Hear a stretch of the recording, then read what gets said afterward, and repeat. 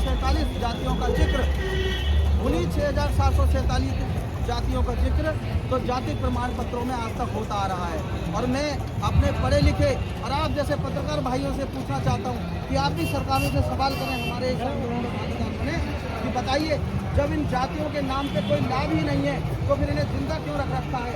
इसलिए रख रखा है ताकि आप सदियों सदियों तक चिन्हित करके तो हमारे समाज के साथ फिर से वही दुर्व्यवहार करें जो पूर्ण होता रहा है।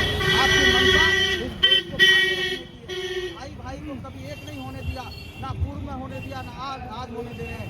तो ये मंशा बिल्कुल गलत है, हम इसका खंडन करते हैं। और हम बाबा साहब के उसी विचार को कि जाति प्रमाण पत्र नहीं चाहिए, हमें प्रतिनिधित्व प्रमाण पत्र चाहिए, और जो उपजाति का कॉलम है जिसका कोई लाभ ही नहीं है तो उसकी जगह प्रतिनिधित्व परसेंटेज का कॉलम आए, ताकि इस देश से जाति नाम का जो राक्षस है ये पूरी तरह से आने वाले समय में समाप्त हो जाए। और मैं दावे के साथ कहता हूँ कि मात्र सरकार केवल एक काम कर दे, जो भारतीय संविधान में हमारा आर्टिकल 18 है, जो कहता है, चीख चीख कर कहता है कि इस देश में कोई भी व्यक्ति सैन्य और शैक्षणिक उपाधियों के अलावा अपने नाम के पीछे आगे पीछे कुछ नहीं लगा सकता। तो मेरा इन सभी सरकारों से, पूर्व की सरकारों से और वर्तमान सरकारों से और जितने भी राजनेताएं हैं, मेरा उनसे ये खुला चैलेंज है कि आपने आर्टिकल 18 को आज तक इस देश में लागू ईमानदारी से क्यों नहीं कराया। अगर केवल आर्टिकल 18 ही लागू हो जाता तो प्रथम दृष्टि में जो ये हमारे लोगों के साथ भेदभाव होता है सरनेम को देखकर, तो कम से कम ये तो खत्म हो गया होता। और हमारे BS3 की ये मांग है कि हम आज़ादी कोड बिल को लागू कराकर इस देश को जाति मुक्त आज़ाद भारत बनाने के लिए संकल्पित हैं और हम ये करके रहेंगे। अच्छा, ये आज़ादी कोड बिल कौन सा है? आज़ादी कोड बिल आपने खुद ने बनाया है या कोई और इसका मामला है? देखिए, आज़ादी कोड बिल वो बिल है जिसमें बाबा साहब और हमारे महापुरुष की जो सोच थी, जो आते आते संविधान में निहित हैं वो सारी धाराएं, उनको आज तक इस देश में लागू ही नहीं किया गया ईमानदारी से। तो हमने खोज के वो सारी की सारी मांगे, संवैधानिक मांगे, एक कोड बिल के अंदर इसको निहित किया है, जिसे हमने आज़ादी कोड बिल का नाम दिया है। अगर आज़ादी कोड बिल लागू हो जाता है तो भारतीय संरक्षण सेवा संघ BS3 ये पूरे देशवासियों को आश्वस्त करता है कि फिर चाहे सरकार कोई भी आ जाए, शासन सत्ता में कोई भी रहे, वो चाह कर भी इस देश के किसी नागरिक को जाति के नाम पर भेदभाव कर ही नहीं सकता। सबको समतामूलक अधिकार मिलेगा, सबको समान भागीदारी मिलेगी, और तभी मेरा देश समता नहीं अखंड भारत बनेगा। देखिए, यहाँ पर ये मांग कर रहे हैं जाति मुक्त आज़ाद भारत होना चाहिए, जाति का कॉलम खत्म होना चाहिए और आर्टिकल 28 लागू होना चाहिए। हालांकि संविधान हमारे देश पर लागू है और संविधान के तमाम आर्टिकल हैं, वो तो सारे के सारे काम कर रहे हैं देश के ऊपर, तो देश का कानून पर चल रहा है। सर, तमाम जो आर्टिकल हैं उन पर काम कर रहे हैं, लेकिन 18 पे क्यों नहीं हुआ आज तक का? ये मेरा सरकारों से सवाल है। आर्टिकल 18 पर अनुपालन क्यों नहीं हुआ? क्योंकि वो लोग राजनीतिक सत्ता पा सके। उन्होंने जो हमारे साथ छल कपट किया, अगर जातियाँ खत्म हो जाएंगी तो राजनीति खत्म हो जाएगी, जब राजनीति खत्म हो जाएगी तो राजनीति तो होगी, लेकिन वो स्वच्छ शिक्षा की, समानता की और विकास की राजनीति होगी। तो वो लोग नहीं चाहते कि आर्टिकल 18 पूरी तरीके से लागू हो, उस पर कानून बने। तो इस तरीके से उन लोगों ने जातियों को जिंदा रखा हुआ है और उसका परिणाम एक और हुआ। आज आप NCR में या भारत के किसी भी कोने में जाकर के देखिए, कहीं पर मटका छूने पर मार दिया जाता है, कहीं पर मूछें रखने पर मार दिया जाता है, कहीं पर घोड़ी पर चढ़ने पर मार दिया जाता है, तो कहीं पर जाति पूछ करके उसको ईंटों से कुचल कर मार दिया जाता है। और तो और हरियाणा, राजस्थान, मध्य प्रदेश जैसे शहर में एक पिता से कह करके कि भाई तेरी बेटी को हम उठा कर लेके जा रहे हैं और 4 दिन बाद छोड़ के जाएंगे, क्योंकि वो बेचारा डरता है, क्योंकि वहाँ पर जाति रूपी राक्षस हावी है। आज क्या चाहते हैं? जातियाँ खत्म हो जानी चाहिए। बिल्कुल, देश से जातियाँ खत्म हो जानी चाहिए। आप मुझे बताइए, कहीं पर किसी को धर्म से बुराई है? नहीं है। जब धर्म से बुराई नहीं है तो जातियों की आवश्यकता क्यों पड़ी? आज धर्म से बुराई नहीं है तो जातियों की आवश्यकता क्यों? हमको 6,743 जातियों में क्यों बांट रखा है? क्यों हमको वो मूर्ख बना रहे हैं? क्यों राज्य की सरकार हमें मूर्ख बना रही है? क्यों तमाम बहुजन संगठन मूर्ख बना रहे हैं? या तमाम जितने भी दल हैं, तमाम मैं भारतवासियों से पूछना चाहता हूँ, क्यों हमको जातियों में बांट रखा है? जब आर्टिकल 18 हमसे ये कहता है, जैसा कि प्रोफेसर हमारे ऐसे गौतम जी ने बताया, आप अपने नाम के आगे पीछे सरनेम लगा नहीं सकते। कौन सा लगा सकते हैं? केवल शैक्षणिक और सैन्य उपाधि। अब वो कौन सी होती है? तो जैसे मैंने बताया, एडवोकेट, डॉक्टर या सैन्य उपाधि जो होती है, कर्नल या जनरल, तो इस तरह की जो उपाधि आप लगा सकते हैं। उसके बाद बाबा साहब ने ये जो मिश्रा, त्रिपाठी, तिवारी, दुबे, चौबे, ये सब ये गलत है सर, बिल्कुल गलत है। ये आर्टिकल 18 का मतलब उल्लंघन कर रहे हैं। इनको फांसी की सजा होना चाहिए, देशद्रोही की सजा मिलनी चाहिए इनको लोगों को। लेकिन नई बात समझ में आ रही है, जो लोग तिवारी, त्रिपाठी, चौबे, दुबे, उपाध्याय और मिश्रा लगा करके घूम रहे हैं, वो दोषी है, इस देश के दोषी है। फांसी की सजा की मांग हो रही है ऐसे लोगों के लिए। हमने कभी इस मुद्दे के लिए डिमांड करी? हमारी कमी है। मैं चैलेंज करता हूँ देश के किसी भी वैज्ञानिक को और किसी ब्राह्मण को, वो आपको अगर देख करके ये दावे के ये मुस्लिम हैं, मुझे उनकी गुलामी करेगा। तो जातियाँ इंसानों में नहीं, जानवरों में होती हैं। किसी का चेहरा मोहरा आप देख लीजिए, आप दूर से बता देंगे ये कुत्ता है, बिल्ली है, गाय है, भैंस है, बकरी है, ऊँट है, हाथी है, सुअर है। या फिर उसकी बोली सुन करके भी बता सकते हैं। अगर बोली भी न सुने तो आप उसके पैरों के निशान देख करके बता सकते हैं कौन सा जानवर है। और अगर जानवर भी ना मिले तो मैं तो कह रहा हूँ, जो ज्ञानी है वो किसी भी व्यक्ति की कोटि को सुन करके, चेक करके अगर ये बता दे कि ये धोबी है या नाई है या तेली है या हीर है या गुजर है या ब्राह्मण है, क्षत्रिय, वैश्य में सारी लेकिन दूसरा उनके धर्मशास्त्रों में क्या कहा, तो मुँह से पैदा हुआ वो ब्राह्मण है। लेकिन भाई मैं खुलेआम कह रहा हूँ, मैं अपनी माँ की योनि से पैदा हुआ हूँ, मैं इंसान हूँ, जानवर नहीं हूँ। मेरे अंदर कोई जाति नहीं है। जाति भेदभाव का कारण है।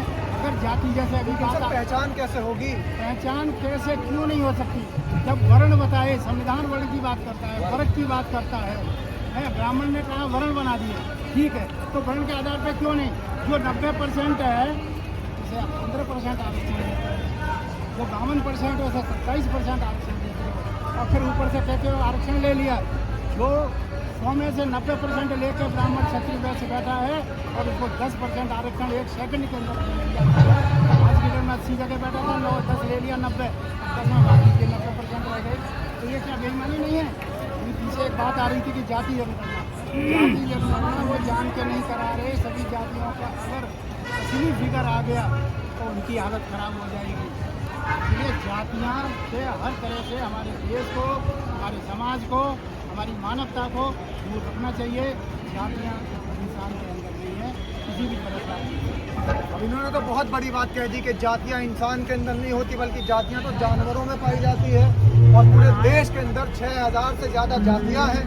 और कहीं न कहीं ये सिस्टम से बहुत तमाचा मारते यहाँ पर नजर आ रहे हैं। और आज जाति को आज़ाद भारत देनी चाहिए।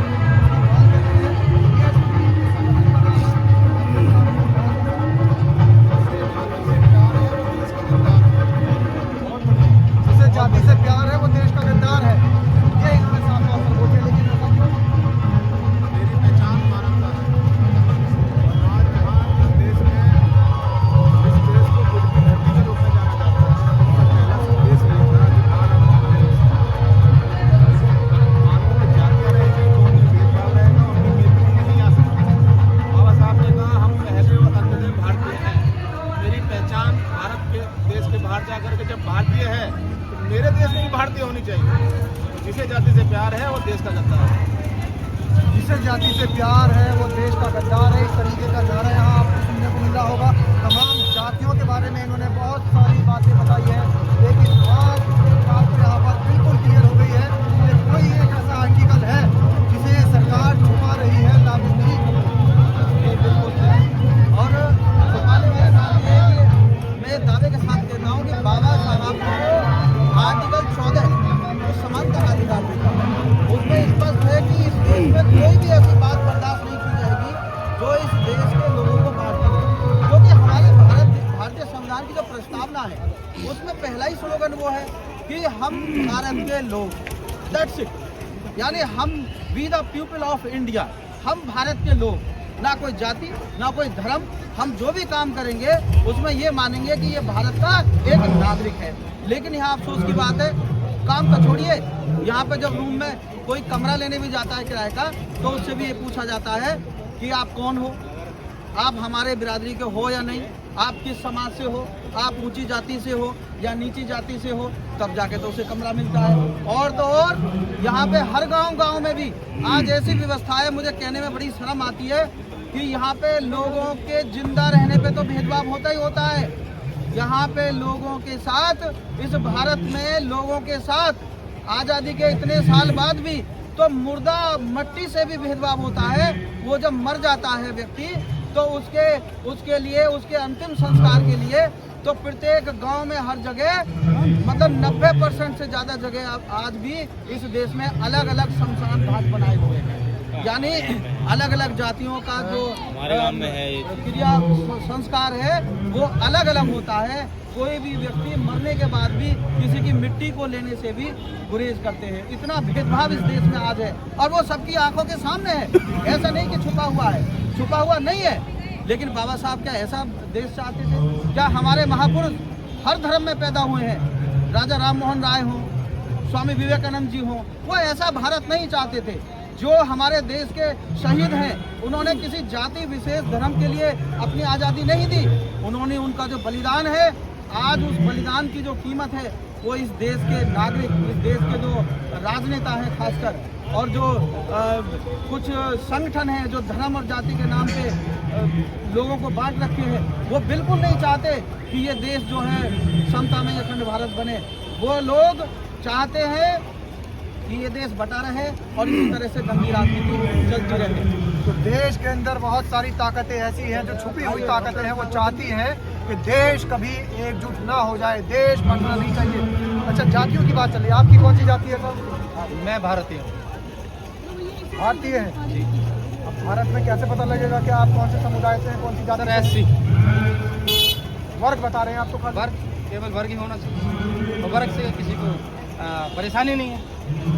केवल जब संविधान हमें प्रतिनिधित्व की बात करता है तो वहाँ पर भी तो वर्ग की बात की नहीं है, लेकिन फिर जाति किसने होती है? अच्छा, जब जातियाँ खत्म होगी तो समझ लोगों को भी फायदा मिलेगा इस बात का? तो सर मैं कहता हूँ अगर SC एक हो जाए, OBC एक हो जाए, या जनरल एक हो जाए तो क्या बुराई है? कोई बुराई नहीं है मेरे हिसाब से। अच्छा, वर्गों का अगर आधार तय करेंगे, अभी जैसे ये प्रावधान है कि जो छोटी जातियां हैं, जिनको छोटी जाति कहा जाता है, हालांकि कोई जाति छोटी नहीं होती, लेकिन जो दबे कुचले लोग हैं, शोषित हैं, वंचित हैं, दलित हैं, उनको शेड्यूल कास्ट में डाल दिया जाता है, वर्ग में डाल दिया जाता है। तो फिर ये जातियों के आधार पर वर्गों का कैसे निर्धारण होगा? देखिए ऐसा है मान्यवर, मैं आपको बता दूं कि ये बहुत सन 50 में ये निर्धारित कर दिया था कि इन लोगों को चिन्हित करके तो इनको कोई ऐसी व्यवस्था दी जाए ताकि इन लोगों को इनकी जनसंख्या के हिसाब से भागीदारी मिले।